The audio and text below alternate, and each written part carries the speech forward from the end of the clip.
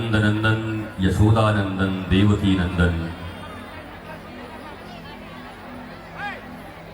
वसुदेव सुत वासुदेव भगवान श्री कृष्ण रसरासेश्वरी सर्वेश्वरी मातेश्वरी पूर्णेश्वरी वृंदावनेश्वरी कृष्णेश्वरी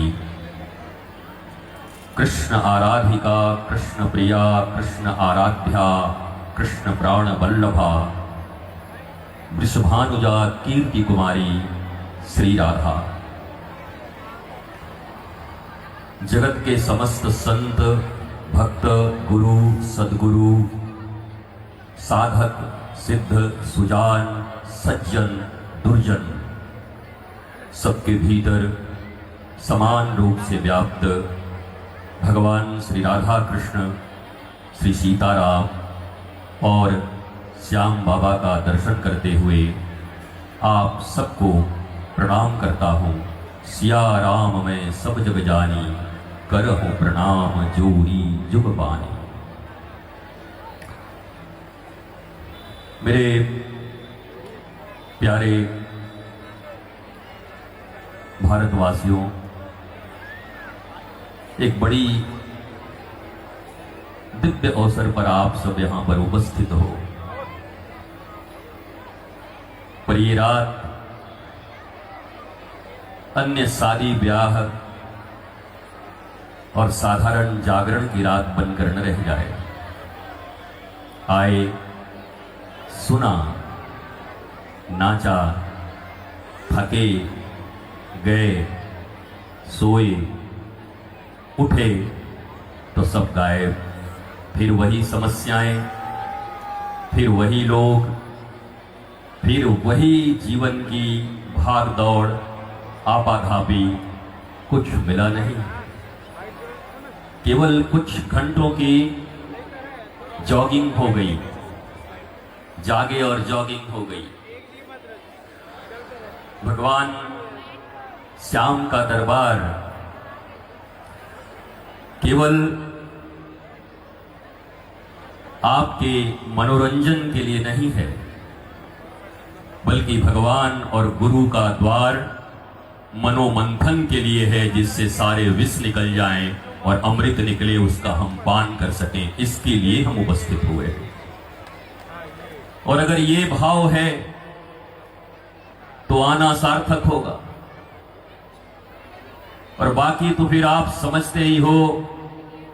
भीड़ भाड़, भीड़ शब्द के साथ एक शब्द सदा से जुड़ा आया है भारत में, भीड़ भाड़। तो भीड़ के भाड़ बन के रह जाओगे। ये मैंने नहीं कहा, भारत की ये भाषा है। लोग कहते हैं भीड़ भाड़ बड़ा अच्छा था। भीड़ तो ठीक था, भाड़ कौन था? मेरा प्रश्न ये है, उसमें भाड़ कौन था? भाड़ वही है जिसने ऐसे दिव्य दरबार में आकर भी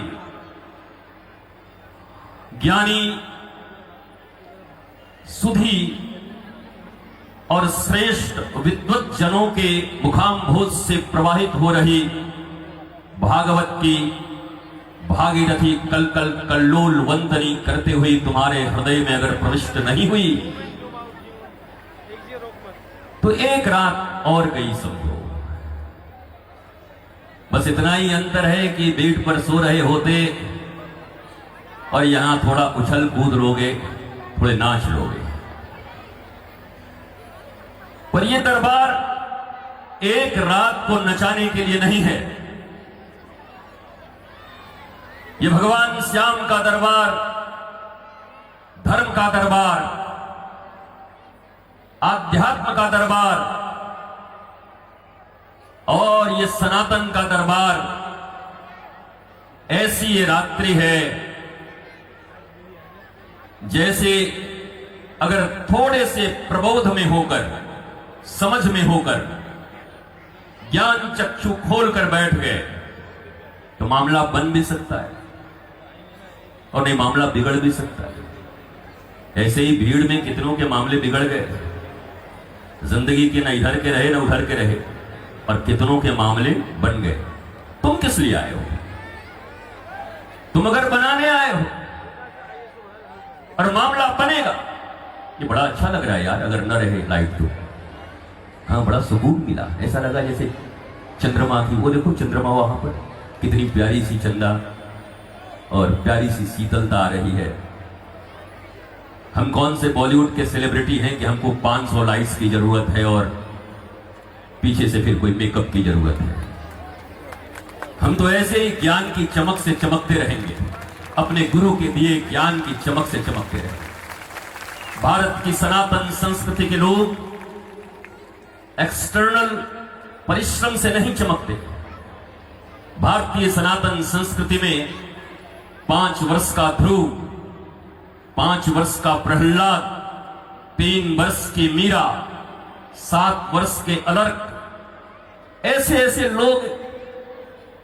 आपके बच्चे तो 12-15 साल के भी हो जाते हैं तो आप क्या कहते हो, अभी तो खेलने खाने की उम्र है। बूढ़ा तोता कभी राम राम नहीं बोला करते, ध्यान रख लेना। 5 वर्ष में इसी देश का एक बच्चा प्रहलाद नरसिंह भगवान को प्रकट कर देता है। इसी देश में, इसी भारतीय भूभाग में 5 वर्ष का एक बालक ध्रुव अपनी सौतेली मां से अपमानित होने के बाद हरि को प्रकट कर देता है, साक्षात हरि को। एक मीरा श्री कृष्ण से ऐसा लगन लगाती है कि उसके जीवन में कृष्ण के सिवा, आह्लाद के सिवा, आनंद के सिवा और कुछ रहता नहीं। कुछ लोग कहेंगे मीरा रोती थी। मीरा वैसे ही रोती थी जैसे एयर होस्टेस हंसती है, दोनों में समानता है। कभी हवाई जहाज पे चढ़े हो? कितने लोग चढ़े हो? हाथ उठाओ, उठाओ। बड़ी महाराज, बहुत बढ़िया, बहुत बढ़िया, काफी। एक बड़ा हवाई जहाज बनाओ, एक साथ हम लोग चढ़े यार, कभी इतना बड़ा बन ही जाएगा। यंत्र तो बन ही रहे हैं, यंत्र का विकास हो ही रहा है।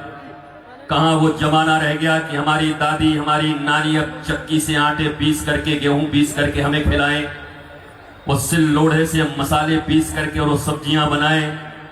अब तो सब स्विच पे भी नहीं, जस्सर पे चल रहा है। ताली बजाओ और सब, मतलब ताली बजाओ और मिक्सी चलने लगती है। मैं ये कह रहा था, वो अच्छा ही किए यार, बजा दिए, नहीं तो तुम लोग ऐसे बजाने वाले थोड़ी थे। तो तालियों से लाइट चलते हैं, तालियों से। फिर से बजा लो। आपको ताली भी अगर बजाना है, अभी तो बहुत रात्रि होगी, तो एक प्यार की ताली, आनंदम ताली सिखा देता हूं।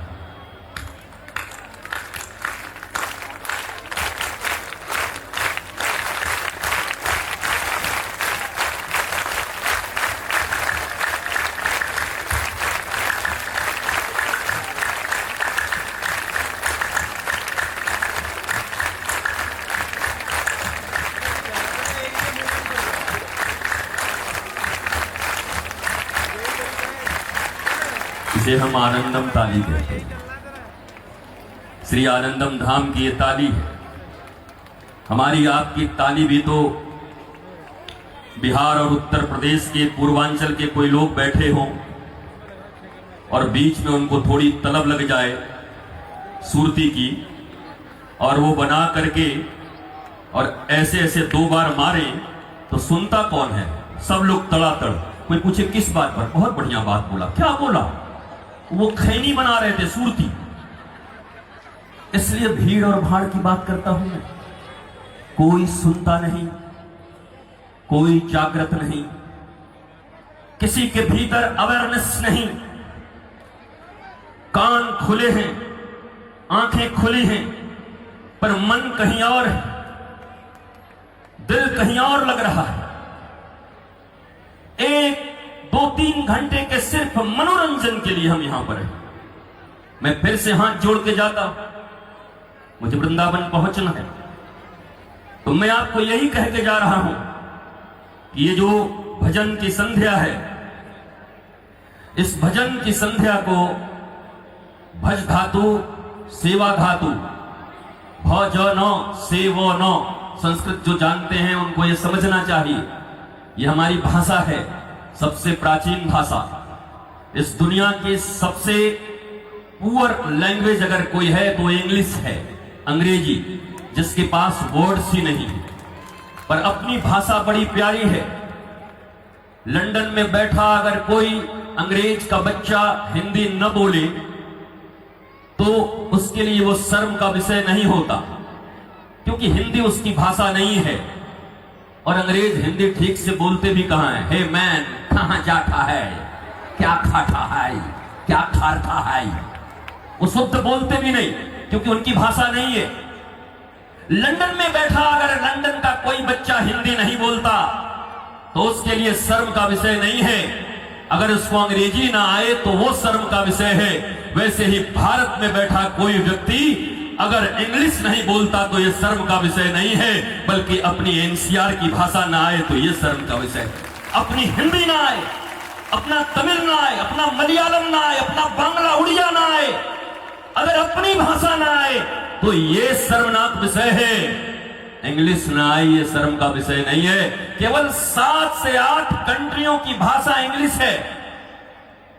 इस दुनिया में जितने भी डेवलप्ड कंट्री हैं, जापान, चाइना, फ्रांस, ये सब के सब अपनी भाषा बोलते हैं। चाइनीज अपनी भाषा बोलते, जापानीज अपनी भाषा बोलते, फ्रांस अपनी भाषा बोलते, जर्मन अपनी भाषा बोलते हैं। और ये भारत से बहुत ऊपर है, इकोनॉमी इनकी बहुत ऊंची है, लिटरेसी रेट इनका काफी ऊंचा है, लेकिन ये इंग्लिश नहीं बोलते। इनको अपनी भाषा से प्यार है, इनको अपनी लिपि से प्यार है, इनको अपनी संस्कृति और कल्चर से प्यार है, इनको अपने संस्कार से प्यार है। पर एक हम भारतीय हैं जो मैकोले की बनाई शिक्षा पद्धति, जिसमें मैकोले ने यह लिखा था कि भारत को एक दिन आजादी तो मिलेगी, ये शरीर से आजाद जरूर होंगे, पर ऐसी शिक्षा व्यवस्था बना के जा रहा हूं कि ये मानसिक रूप से हम अंग्रेजों के सदा गुलाम रहेंगे। और आज हम यही देखते हैं कि जिस देश में प्रातः काल उठ करके मंगल भवन अमंगल हारी द्रवहु सुदशरथ अजर बिहारी होना चाहिए था, वहां पर बोलो बोलो baa baa black sheep twinkle twinkle little star how are wonder what you are Johny Johny yes papa little sugar no papa. ये अंग्रेज अपने बच्चों को झूठ बोलना सिखा रहे हैं। बोला लिटिल शुगर, वो शुगर खाया हुआ था, बोला नो पापा। राइम्स और पोएम्स भी बनाए तो बच्चों को झूठ बोलने के लायक बनाए। हमारे यहां जो कविताएं बनी, आप याद करो अपने रामचरितमानस को, आपने भी कई कथाएं सुनी होंगी। हमारी भैया थोड़ी आदत है, हम खड़े होकर के बोलेंगे तो मस्त रहो, सब बैठे रहो, कोई उठना मत। कितने आदमी थे देखो, तुम्हारे जिस भाषा में तुम्हें समझ में आ जाए मैं 5 मिनट में समझा के चला जाऊंगा। हम इंग्लिश भी बोल सकते हैं, रशियन भी बोल सकते हैं, फ्रेंच भी बोल सकते हैं, बांग्ला भी बोल सकते हैं, उड़िया भी बोल सकते हैं। 22 भाषा मुझे आती है। बताओ किस भाषा में समझाऊं? बोलो, चलेगा हिंदी? ठीक है, आए अपनी हस्ती पर। उन्हें तो आजकल तो भोजपुरी के स्टार भी इंग्लिश बोल रहे हैं, फिल्म बना रहे हैं भोजपुरी, और टीवी पे आ रहे हैं इंटरव्यू के लिए तो एंड आई बट, अरे भोजपुरी बोल। भोजपुरी लोगों ने सुपरस्टार बनाया, एंड बट कर रहा है बैठ के। अपनी भाषा के प्रति प्रेम रखो। याद रखो, ऐसी ही भीड़ कभी काबुल में लगा करती थी, जागरण हुआ करता था। ऐसी ही भीड़ कभी लाहौर और पेशावर में हुआ करते थे। ऐसी ही भीड़ कभी ढाका में हुआ करती थी जागरण में। ऐसी ही भीड़ कभी कश्मीर में और केरल में भी हुआ करती थी।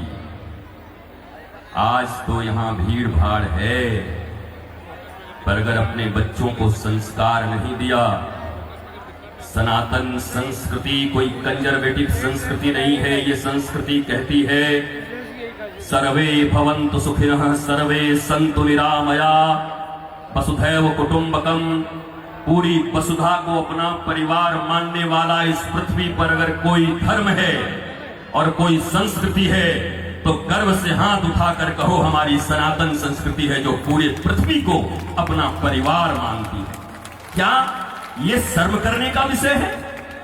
एक ऐसी संस्कृति जो किसी कास्ट, क्रीड एंड रिलीजन की बात नहीं करती, वो बात करती है तो ह्यूमैनिटी की, मानवता की, मुस्कुराहट की, आनंद का, आह्लाद का, सत्य का, प्रेम का, स्ट्रेस फ्री लाइफ का, जहां तनाव नहीं हो, जहां दुख नहीं हो।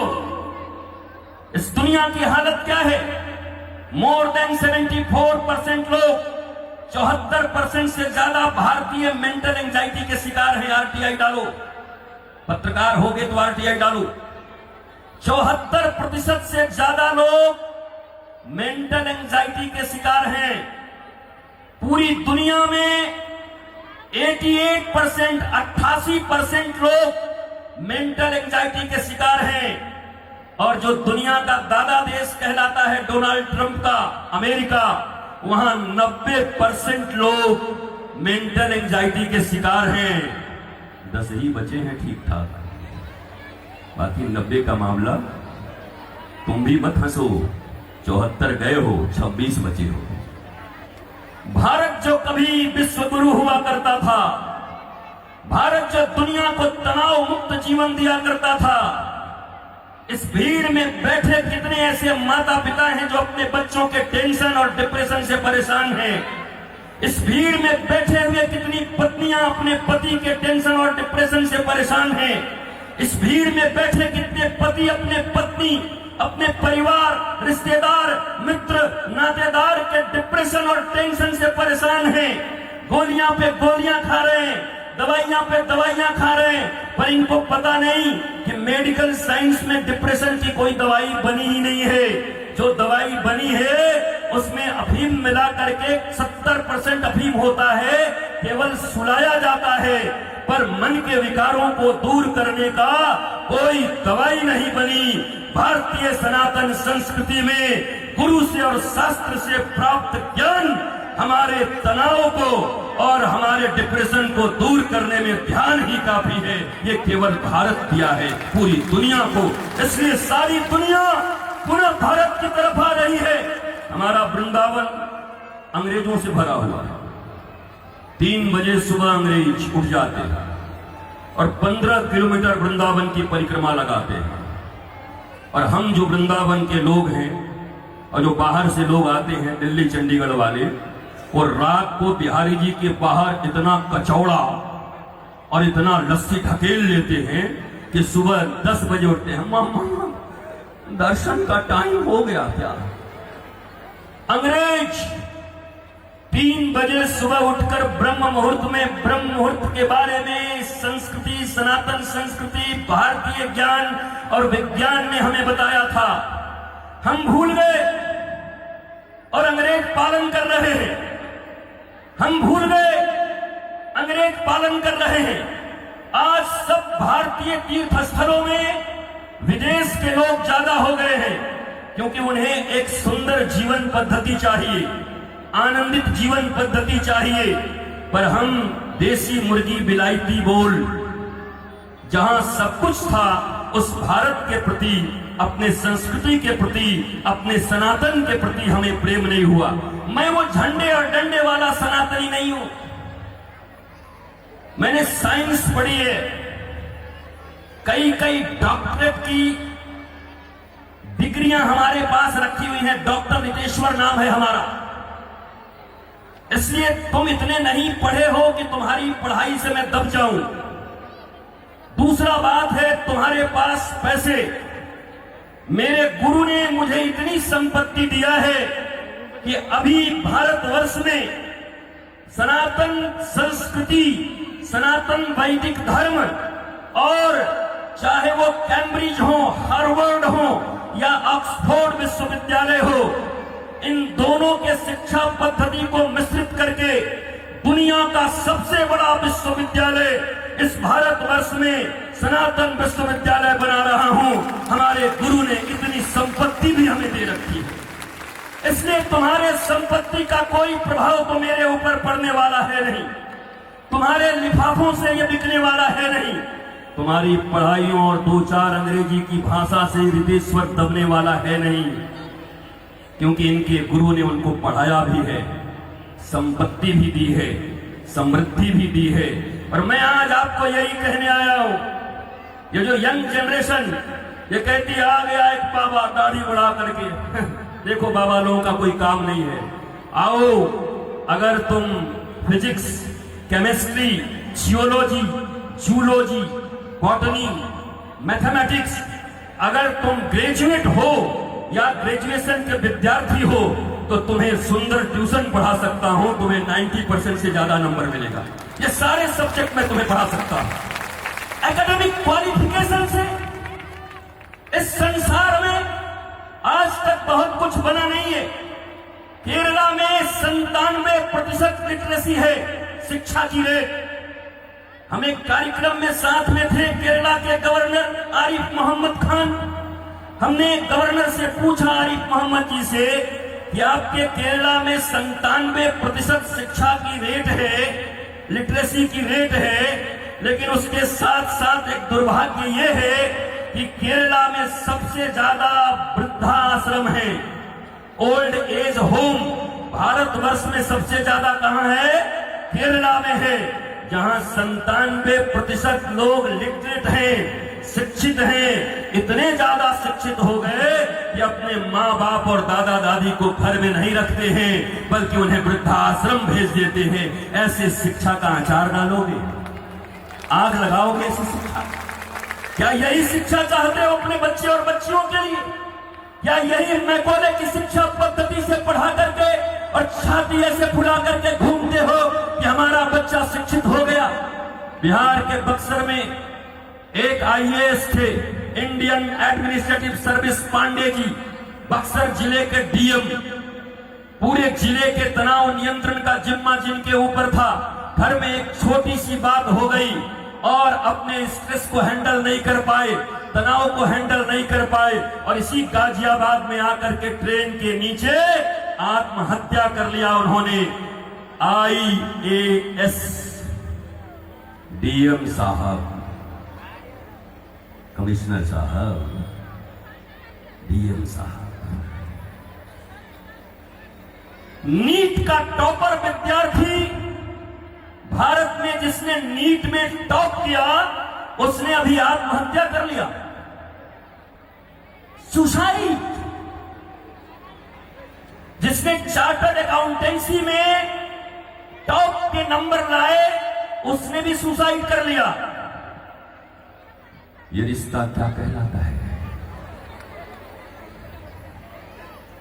इतना टॉप पढ़ने में मां बाप कितने परिश्रम से उन्हें पढ़ाए होंगे, टॉप भी हुए, पर कौन सी ऐसी मजबूरी हो गई कि वो जीवन को जी न सके? उसका एक ही कारण है, हम भारतीयों के पास अब दुनिया वालों की तरह कुछ नहीं रहा। केवल एक ही चीज रही, बाप बड़ा ना भैया, सबसे बड़ा रुपया, ताता थैया, ताता थैया, ताता थैया। दुनिया में हर कुछ पैसे के लिए हो रहा है। ये जितनी भी एजुकेशन है वो एम्प्लॉयमेंट के लिए है, ज्ञान के लिए नहीं हो रहे हैं। तुम्हारे बच्चे इंसान बने, आदमी बने, मनुष्य बने, मुस्कुराने वाले बने, इसके लिए पढ़ाइयां नहीं हो रही हैं। पढ़ाई इसलिए हो रही है कि नौकर बने, नौकरी के लिए पढ़ाइयां हो रही हैं, पैसे कमाने के लिए पढ़ाइयां हो रही हैं। और अगर केवल पैसे कमाने के लिए पढ़ाइयां होंगी तो नीट के विद्यार्थियों की तरह आत्महत्याएं भी बढ़ेंगी। भारत की शिक्षा पद्धति कैसी थी? यहां जीविका की विद्या भी दी जाती है और यहां जीवन की विद्या भी दी जाती है। जब अपने बच्चों का एडमिशन कराने जाना किसी स्कूल में, तो एडमिशन करा के कह देना कि बेटे ये तुम्हारा एडमिशन जहां करा रहा हूं, यहां तुम जीविका की विद्या पा रहे हो, यहां से कमाने सीख जाओगे, पैसा कमाने, हाउ टू अर्न मनी। लेकिन उसी समय अपने बच्चे को ले जा करके किसी सच्चे गुरु के चरणों में डालकर कहना, वहां तुम्हें जीविका की विद्या मिलेगी और गुरुदेव के चरणों में जीवन की विद्या मिलेगी।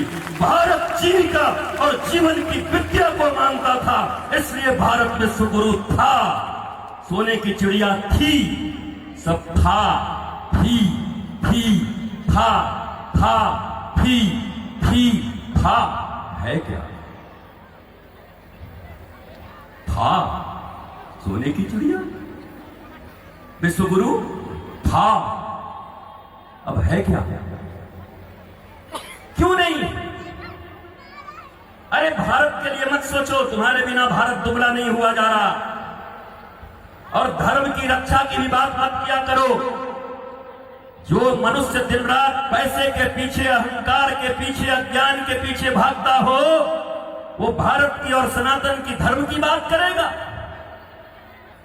हम तुम बात करने के योग्य भी नहीं हैं। और मैं आज आपसे यही निवेदन करने आया हूं, भारत की सेवा, धर्म की सेवा, सनातन की सेवा, ये ढोंग छोड़ो, बल्कि सेवा करनी है तो तुम्हारे आने वाले बच्चों की हालत और बेटियों की हालत बांग्लादेश जैसी नहीं हो, इसके लिए उनकी सेवा करो, उनको रक्षा के सूत्र सिखाओ, उनको अपने शास्त्र सिखाओ, उन्हें ज्ञान दो, उन्हें जागृत करो। जिनको जन्म दिया है उनको बचाने का जिम्मा भी तुम्हारा ही है, नहीं तो तुम में और पशु में क्या अंतर है? बोलो बोलो, जानवर भी तो बच्चों को जन्म देते हैं, तुमसे ज्यादा जन्म देते हैं। एक सुअरिया एक बार में 9 बच्चों को जन्म देती है, और जो खुद खाती है उनके खाने की व्यवस्था भी करती है, अपने दूध भी पिलाती है, कीचड़ में रहने की व्यवस्था भी करती है। तुम अगर मनुष्य होकर के भी केवल एक फ्लैट की व्यवस्था कर रहे हो, एक नौकरी की व्यवस्था कर रहे हो उनके लिए, और उनके खाने के लिए दाल रोटी की व्यवस्था कर रहे हो, तो मैं तुमसे पूछता हूं कि तुम में और जानवर में एक अंतर मुझे बताओ। बताओ, मनुष्य और जानवर में कोई अंतर तो होना चाहिए। कोई अंतर है? नहीं है। वो भी भोजन, वो भी शयन, और वो भी केवल और केवल मैथुन के लिए जिंदा है, और हम भी इसी के लिए जिंदा हैं।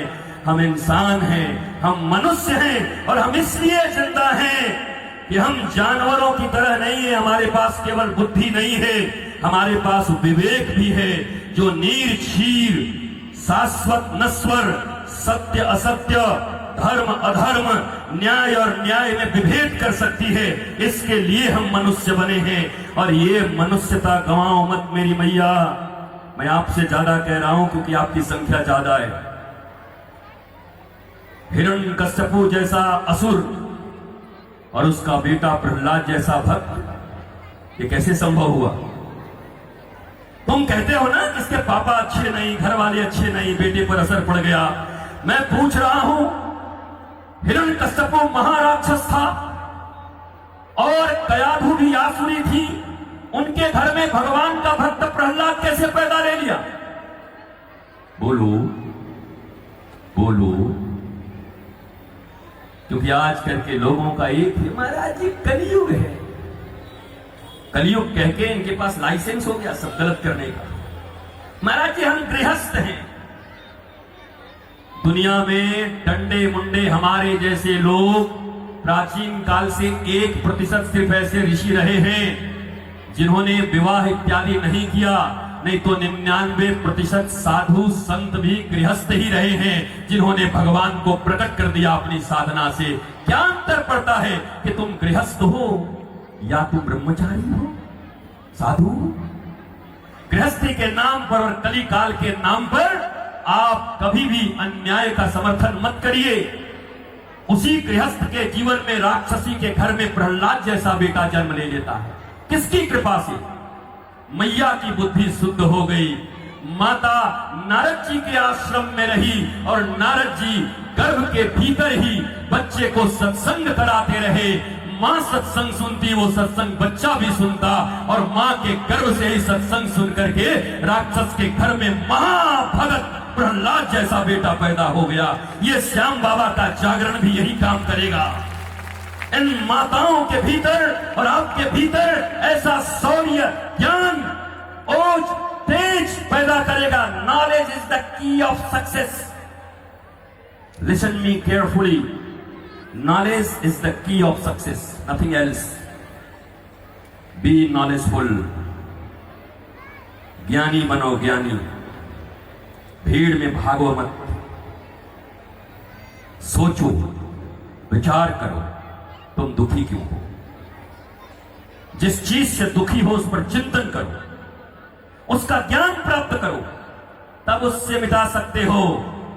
ये यहां दौड़ के वहां दौड़ के वहां धागा बांध के, अगर इतना ही सब कुछ होता हमारे कमिश्नर साहेब, तो पाकिस्तान के बॉर्डर पे और चाइना के बॉर्डर पे नींबू और मिर्ची को टांग देते, तो वहां से सैनिक लोग हमला करने आते हैं। अगर नींबू और मिर्चियों में इतना दम होता तो क्यों नहीं पाकिस्तान के बॉर्डर पर नींबू, मिर्ची, सिंदूर और टिकुली जाके डाल दे रहे हो कि वो डर जाए। अरे बोलते नहीं, हंस रहे हो। बल्कि अगर तुम्हारे दरवाजे पर किसी दिन कोई नींबू, मिर्ची और चूड़ी, सिंदूर डाल जाए, तो टूटा हुआ चूड़ी तो फेंक देना, पर नींबू उठा के बढ़िया शरबत में गार के और पी जाना। कहना भगवान ने आज बहुत बढ़िया प्रसाद दिया है। भगवान की संतान होकर के इनसे डरते हो।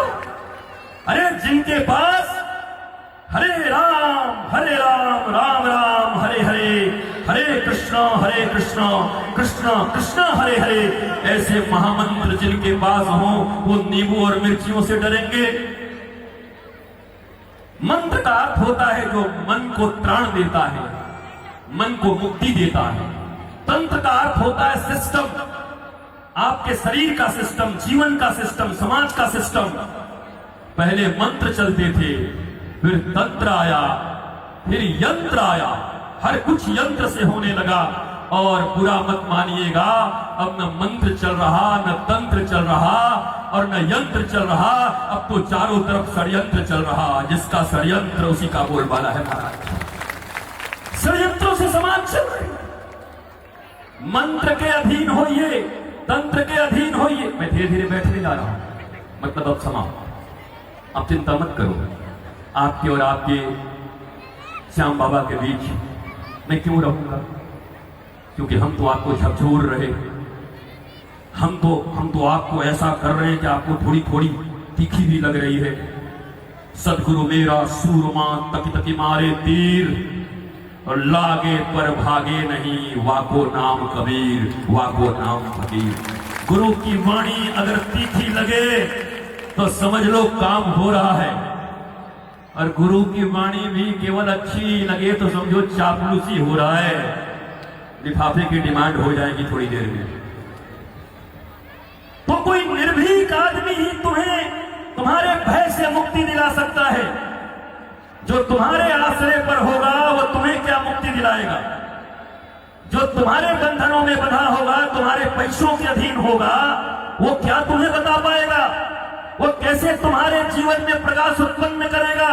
वो तो खुद अंधकार में है, वो तो खुद आसक्ति में है, वो तो खुद बंधन में है धन के। इसलिए ये बंधन जो तोड़ के आएगा, वही माई का लाल इस भीड़ भाड़ में बैठे लोगों का भी दुख का बंधन तोड़ पाएगा, और दूसरा कोई नहीं तोड़ पाएगा जो स्वयं निर्लोभता से आकर के कह सके कि दुख ऐसे दूर होगा। मेरे प्यारे भाई बहन, आपके इसी देश में सनातन विश्वविद्यालय का निर्माण हो रहा है। आपको गर्व होगा आज के 20 साल के बाद। जैसे लोग ये कहते हैं कि हमारे दादाजी, हमारे पिताजी स्वतंत्रता सेनानी हैं, आज लिख लो, रिकॉर्डिंग भी कर लो। आज के 20 साल के बाद लोग ये कहेंगे कि हमारे पिताजी, हमारे दादाजी, हमारे भैया सनातन विश्वविद्यालय के संस्थापक सदस्य, फाउंडर मेंबर थे, जिसने भारत की शिक्षा पद्धति को इतना बदल दिया।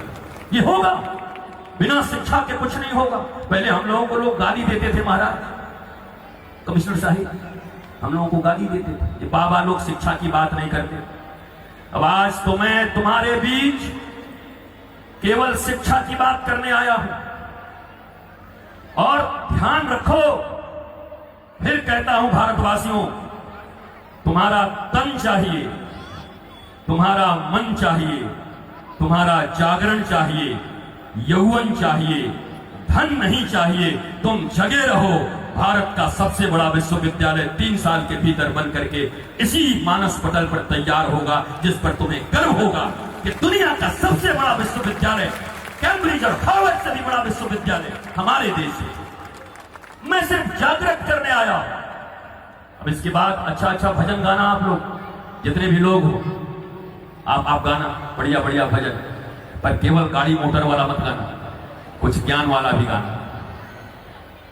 और नहीं, केवल गाड़ी मोटर वाला गा दोगे तो गड़बड़ हो जाएगा। थोड़ी सी गाड़ी दिला दे, थोड़ा मोटर दिला दे, 1 BHK से 5 BHK करा दे, कटोरे ही लेके आ जाओ सीधा। अरे ये क्यों नहीं कह देते कि मुझे इतना परम ज्ञानी बना दो कि अगर मैं विराट भगवान राम की तरह भी हो जाऊं और कल मुझे राजगद्दी मिलने वाली हो और आज रात में भी वनवास हो जाए, उसके बाद भी मेरे चेहरे से मुस्कुराहट न जाए, मुझे ऐसा ज्ञानवान बना दो। सुदामा की तरह कुछ भी न हो, पर उसके बाद भी ज्ञान इतना हो कि वो बैठे हो सिंहासन पर और दुनिया का मालिक श्री कृष्ण उनके कदमों में बैठ करके अपने आंसुओं से उनका चरण धो रहा हो, ऐसा बना दो। ये मांग क्यों नहीं रखते? एक यही तो दर है जहां ज्ञान मिल सकता है। बाकी तो सरकारें हैं, दुकान है, नए नए मुद्रा बैंकिंग है, सब उपलब्ध है। एक जगह तो छोड़ो मेरे माई बाप, जहां पर आके ये कह सको कि हमको ज्ञान दो। हमारे पास धन इतना हो, उतना हो, पर हमें संतोष दे दो। हमारे पास बच्चे हो न हो, पर हमारे जीवन को आनंद से भर दो। हे श्याम बाबा, मुझे कोई ऐसा वर दे दो, मुझे ऐसा कोई वर दे दो। और आज पक्का ये भजन करना, ज्ञान संबंधित कुछ भजन जरूर करना, नॉलेज से सब बात बन जाएगी। मस्त रहिए, स्वस्थ रहिए, आनंदित रहिए। भारत माता की सेवा, सनातन धर्म की सेवा और अपने संस्कार संस्कृति की सेवा की जरूरत नहीं है। जिनको पैदा किए हो पहले उनकी सेवा करो, उनको बचा लो। कुछ लोग कहते हैं बाबा लोग धर्म क्यों नहीं बचा रहे हैं, बाबा लोग क्यों नहीं धर्म के लिए काम कर रहे हैं। बच्चे पैदा तुम करो और बाबा धर्म बचाएं। दुकान जलेगी तो बाबा की जलेगी, मकान जलेगा तो बाबा का जलेगा। बांग्लादेश की तरह बच्चियों के साथ बलात्कार होंगे तो बाबा की बच्चियों के बलात्कार होंगे। कि तुम जैसे माँ बाप को सामने बांधकर उनकी बच्चियों को क्या किया गया तुमने देखा नहीं? तुम्हें बचाना है, तुम्हारी संतानें। तुम बाबाओं के ऊपर उंगली उठा के बच जा रहे हो। धर्म बचाना बाबा का काम, सनातन बचाना बाबा का काम, तो तुम जन्म क्यों दे रहे हो फिर बच्चों को जिनको बचा नहीं सकते? तुम भी बाबा बन जाओ। या तो तुम जन्म दे रहे हो तो बचाने की शपथ लो कि मैंने तुम्हें जन्म दिया है, मैं तुम्हें बचाऊंगा भी, शिक्षा से, ज्ञान से और वीरता से, धीरता से तुम्हें बचाऊंगा। ये बात आपको करनी ही पड़ेगी। चलते चलते बस एक बात ध्यान से सुनना, चलते चलते इसके बाद भूल तो जरूर जाओगे, पर जब वापस जाना तो कोई एक बात इसमें से याद रखना कि यार कुछ याद नहीं हुआ पर ज्ञानवान बनना है मुझे। ज्ञान से मेरे दुख दूर हो सकते हैं, इसलिए संत और सद्गुरु की शरण में जाकर के उनसे नॉलेज की भीख मांगना कि मुझे नॉलेजफुल बना दीजिए, मुझे ज्ञानवान बना दीजिए। और यकीन मानिए वो होते ही आपका जीवन सत्यम शिवम सुंदरम की ओर हो जाएगा। प्रेम से 2 लाइन मेरे साथ गाते हुए आइए यहीं पर विश्राम करते हैं। आप कभी श्री धाम वृंदावन आइए, आनंदम धाम में, लाडली निकुंज वन में, जहां रोज 2100 दीपकों के साथ आरती होती है। तुम्हारे यहाँ एक दिन दीपावली होती होगी, तुम कभी आनंदम लाडली निकुंज वन आ जाओ वृंदावन में, तो वहां रोज दीपावली होती है। संध्या को आकर देखोगे तो तुम्हें आनंद आ जाएगा। कभी आकर के देखना कि बाबा भूल गया था है कि नहीं। साल भर कभी आना। ऐसा जगह जहां बिल्डिंगें नहीं हैं, वृक्ष खड़े हैं, वृंदावन के वृक्षन को मरम न जाने कोई, जहां डाल डाल और बात बात पर श्री राधे राधे होए। और वो बांके बिहारी मंदिर के बिल्कुल करीब है। करोड़ों अरबों की जमीन है। मैं भी बिल्डिंगें ठोक करके अरबों रुपए कमा सकता था, पर मैंने अपने भारतवासियों, अपने सनातनियों और अपने बेटे बेटियों के लिए प्राचीन वृंदावन बना के रखा है। वो आए और देखे कि हमारा पुराना वृंदावन कैसा था, जहां यमुना जी के रज हैं, जहां झोपड़ी है, जहां लता पता है। मुंबई नहीं है वृंदावन, वृंदावन वृंदावन है। वन देखने का अवसर मिले। हमारे यहां लाइट्स भी नहीं है, केवल दीपक जलता है। बताओ 21वीं शताब्दी में किसी के पास लाइट ना हो, और वो भी इतना अंग्रेजी जानने वाला आदमी। केवल आई एम इतना कोई जान जाए तो तुरंत बल्ब खोजने लगता है। Where is my bulb? Where is my torch? ये केवल दीपक, सुंदर दीपक, लताओं पताओं के बीच आपको लगेगा जैसे मैं 5000 साल पहले भगवान राधा और कृष्ण के वृंदावन में आ गया हूं। आप सबको आमंत्रित करता हूं, आप आकर के वहां दर्शन करें। चलते चलते गुरु वचनों को रखना संभाल के, एक एक वचन में गहरा राज है। ओ जिसने जानी है महिमा गुरु की, उसका डूबा कभी ना जहाज है। बीज पड़े और अंकुर न फूटे, ऐसा कभी नहीं हो सकता। कर्म करे और फल ना भोगे, ऐसा कभी नहीं हो सकता। कर्म करने में तू होशियार है, फल भोगने में बड़ा ही लाचार है।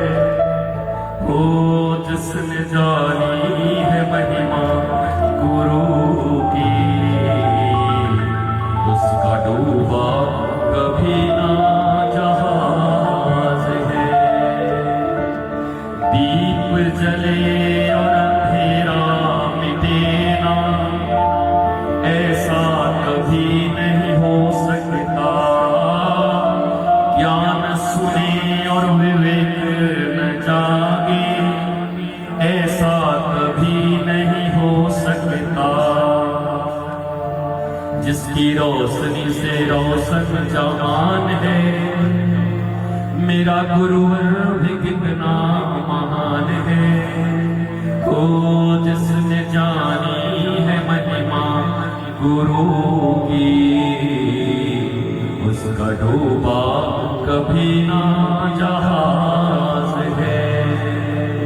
और अंतिम लाइन, गुरु परिपूर्ण समर्पित तू हो जा, धोखा कभी नहीं खा सकता।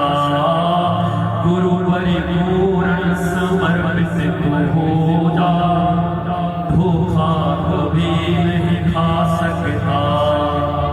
लक्ष्मण रेखा सत्संग की हो तो, लक्ष्मण रेखा गुरुवाणी की हो तो, लक्ष्मण रेखा गुरु आज्ञा की हो तो, लक्ष्मण रेखा श्याम भजन की हो तो, रावण कभी नहीं आ सकता। रावण कभी नहीं आ सकता। गुरु वचनों को रखना संभाल के, एक एक वचन में गहरा राज है। उसने जानी है महिमा गुरु की, उसका डूबा कभी ना जहाज है। वचनों को रखना संभाल के,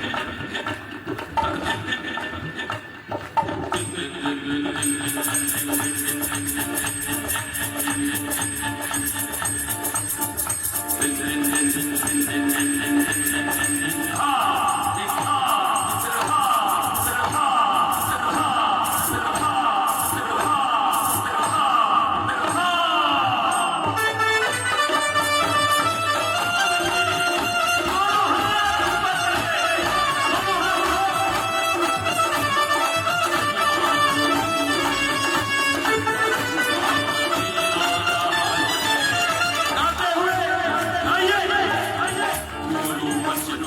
रखना संभाल के एक नोचर में राज है मुझसे चाहिए महिमा की कभी ना जहाज है रखना संभाल के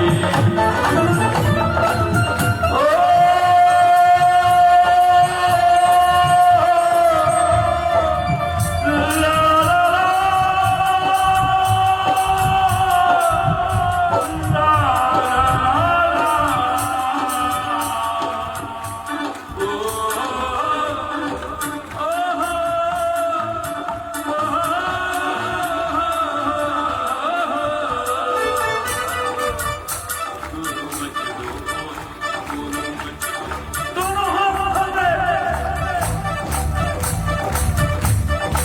रात में यही होने वाला है ना, आज रात में यही होने वाला है।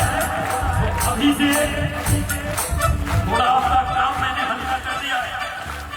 आपको बाबा जी थे आए थे प्रवचन करने, पर आपका काम मैंने थोड़ा